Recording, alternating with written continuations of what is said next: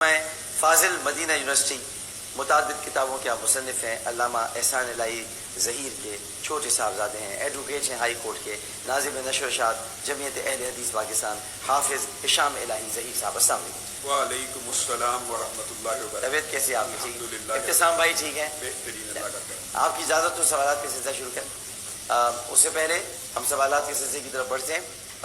یہاں پر ایک چھوٹی سی یا ابھی سے بیٹھے کیا کہیں شام بھائی؟ بسم اللہ الرحمن الرحیم۔ جس نے نفلی اعتکاف کرنا ہو، جیسے مفتی صاحب فرما رہے ہیں، ان کو آخری 3 دن کا کرنا چاہیے۔ اس کی وجہ یہ ہے کہ اگر ابھی بیٹھیں گی تو پھر درمیان میں اٹھنا مناسب نہیں ہے۔ اعتکاف ختم کرنے کا ٹائم سب کے ہاں ایک ہی ہے، وہ یہ ہے کہ پھر چاند رات کو اٹھ جائیں، آخری 3 دن کریں۔ ٹھیک۔ اچھا میسوی صاحب، میں نے خود دیکھا ہے اپنی آنکھوں سے کہ جو ہمارے مسلمان خواتین ہوتی ہیں تو اگر نماز کا وقت آ جاتے ہیں تو کسی بھی چرچ میں چلی جائیں تو وہاں وہ ان کو اجازت دے دیتے کہ بھئی آپ اپنی نماز پڑھ لیں۔ عامر بھائی، اصل بات پتہ کیا ہے؟ چرچ کے اندر نماز پڑھنے میں جو چیزیں مانے ہیں وہ چرچ کے بغیر بھی مانے ہیں۔ مثال دے رہا ہوں، ایک تصویر لگی ہوئی ہے، ایک بت لگا ہوا ہے حضرت عائشہ کی مشہور حدیث سب کے سامنے، تو پردے پہ اوپر اگر بت موجود ہے تو نماز نہیں ہوتی۔ تو چرچ کے اندر لامحالہ طور پہ حضرت عیسیٰ کی تصویر، حضرت مریم کی تصاویر ہوتی ہیں، اس لیے وہاں پہ نماز نہیں ہو سکتی۔ اگر کوئی ویسے یہ تو چرچ کا کلیہ نہیں ہے، یہ کسی بھی جگہ کلیہ، جہاں تک نہیں، میں چرچ کے اندر نہیں کہہ رہے تھے، احاطے میں چلے گئے۔ احاطے کے اندر تو مسلمانوں کے لیے جو چیزوں کے اوپر مسلمان امت کو فضیلت دی گئی ہے ان میں سے یہ بھی ہے کہ پوری کی پوری زمین کو مسجد قرار دیا گیا، تو کہیں بھی سجدہ ہو سکتا ہے، لیکن جو مانے چیزیں ہیں وہ تصاویر و بت وغیرہ۔ ٹھیک، صحیح۔ وہ تو ویسے بھی اس میں چرچ کا بھی تعلق ہے تو آپ کے دین میں ہی شامل ہے۔ بالکل صحیح بات، بالکل صحیح بات۔ اچھا، ایک سوال اور ہم سے کیا گیا تھا، ہاں نہیں ابھی کیا نہیں گیا تو کال ڈراپ ہو گئی تھی۔ جی بہن، جی فرمائیے بھائی، آپ اپنا موقع بتا دیں۔ عامر بھائی، اصل بات یہ ہے کہ نبی کریم صلی اللہ علیہ وسلم کی متعدد احادیث سے یہ بات ثابت ہے کہ نبی کریم نے تو یہاں تک فرمایا ہے کہ جو عورتیں بیماری کے دنوں میں بھی ہوں وہ بھی عیدگاہ میں آئیں تاکہ مسلمانوں کی دعا میں شامل ہو جائیں۔ اور نبی کریم کی صحیح حدیث سے ثابت ہے، نبی کریم نے عید کے دنوں میں انہیں وعظ و نصیحت کی، پہلے مردوں کو کی پھر عورتوں کے پاس جا کر کی۔ جہاں تک یہ علامہ صاحب بات کر رہے ہیں، خضر بھائی بات کر رہے ہیں، یہ بات الحمدللہ یہ درست کہہ رہے ہیں۔ آپ خود دیکھیں کہ معاشرے کے اندر ہم یہ پابندی نہیں لگا رہے کہ عورت بازار میں نہ جائے، ہم یہ تو نہیں کہتے، لیکن یہ پابندی لگا دیتے ہیں مسجد میں نہ جائے۔ افسوس کی بات ہے، شرعی حدود و قیود جو یہ بیان کر رہے ہیں وہ مسجد کے لیے بھی ویسی ہیں، بازار کے لیے بھی ویسی ہیں۔ تو چاہیے تو یہ کہ سب کو مل بیٹھ کے یہ فیصلہ کرنا چاہیے کہ دنیا کی جو بدترین جگہ ہوتی ہیں بازار ہیں اور دنیا کی سب سے بہترین جگہ مسجدیں ہیں، تو مسجدوں میں آنے سے اللہ کی باندیوں کو نہ روکا جائے۔ یہ بات بڑی مناسب ہے، اس پر ایک مکالمہ ہونا چاہیے۔ عامر بھائی، یہ بات بہت مناسب ہے کہ ایسے مسائل پر تمام علماء بیٹھ کے اور ایک اتفاقی فتویٰ جاری رمضان کے بعد ایک مکالمہ دو تین موضوعات پر کریں گے۔ ہاں، یہ بات بڑی مناسب بات ہے کہ علماء کو چاہیے کہ ایسے مسائل پر وہ بیٹھے اور ایک اتفاقی۔ انور غازی صاحب، ایک سوال بڑا اہم یہ آیا ہے کہ عامر بھائی، اصل بات یہ ہے کہ جو میدان جہاد میں بندہ ہوتا ہے نا، اس کے اوپر تو ویسے ہی صلاۃ خوف ہے، اور وہ ایک رکعت بھی پڑھے تو اللہ تعالیٰ وہ بھی قبول کرتے ہیں، اور اگر پانی نہیں ہے تو اللہ تعالیٰ کے قرآن کی آیت موجود ہے، پھر وہ تیمم کریں گے، اور تیمم سے اگر ناپاکی لگی بھی ہو تو تیمم سے اگر کوئی اور اسباب میسر نہ ہو تو یہ نہیں ہے کہ کپڑے صاف بندہ ڈھونڈنے چلا جائے اور نماز کو چھوڑ دے۔ نماز تو آپ کو پتہ ہے کہ حضرت حسین نے کس حالت میں بھی ادا کی ہے، حالت جنگ میں تھے، اور اس وقت بھی نماز اگر معاف نہیں ہے تو نماز معاف نہیں ہے۔ یہ جو شک کی بات ہے، انہوں نے اس کی بڑی اچھی وضاحت کر دی ہے۔ شک کے اوپر ویسے بھی اسلام کے اندر کلیہ موجود ہے کہ یقین نہیں کیا جائے گا، ہمیشہ یقین کے اوپر یقین کیا جائے گا۔ ٹویٹر کی طرف چلتے ہیں۔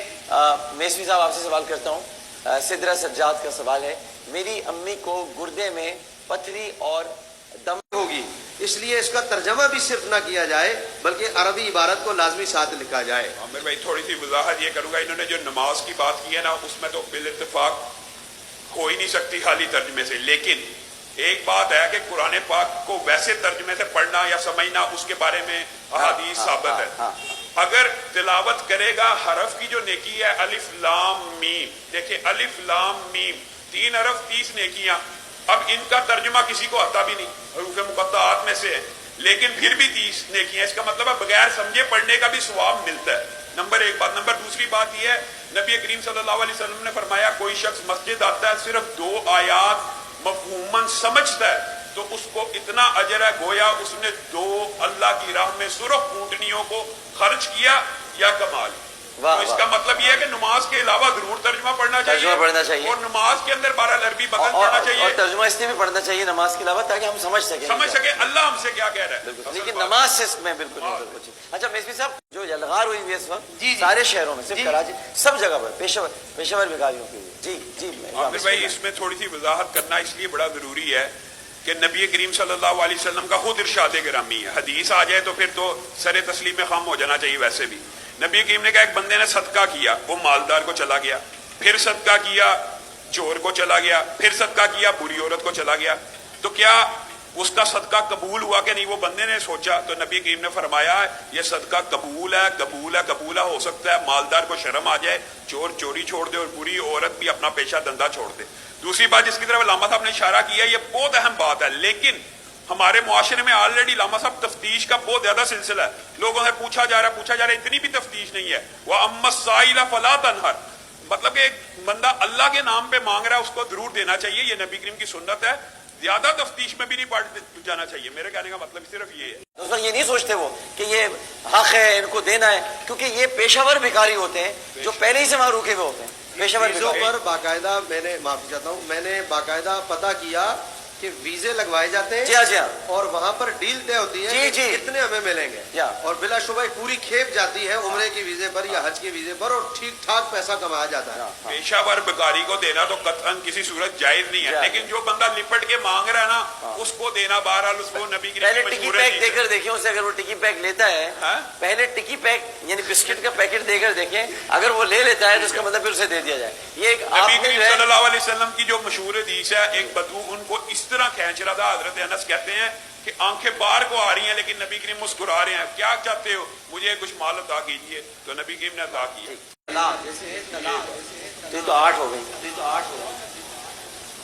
आमिर भाई, इसकी मैं एक बात कहना चाहता हूँ कि एक मजलिस में एक गिरा है, मैं आम फहम बात करता हूँ, एक डाके की एक गिरा बंधी हुई है, आपने उसको खोल दिया। अब उस खुली गिरा को मजीद खोला जा सकता, वो तो खुल गई है। तो एक मजलिस में 100 दफा भी बंदा तलाक के एक ही होती है, और नबी करीम के दौर में भी एक थी, हजरत अबू बकर के दौर में भी एक थी, हजरत उमर के इब्तिदाई 2 सालों में हजरत अब्दुल्लाह इब्ने अब्बास से मशहूर मुस्लिम शरीफ में साल दी जाए, इससे कोई भी शुबा पैदा नहीं होता। वैसे आपकी नियत अब एक तलाक से मसला हल हो जाता है।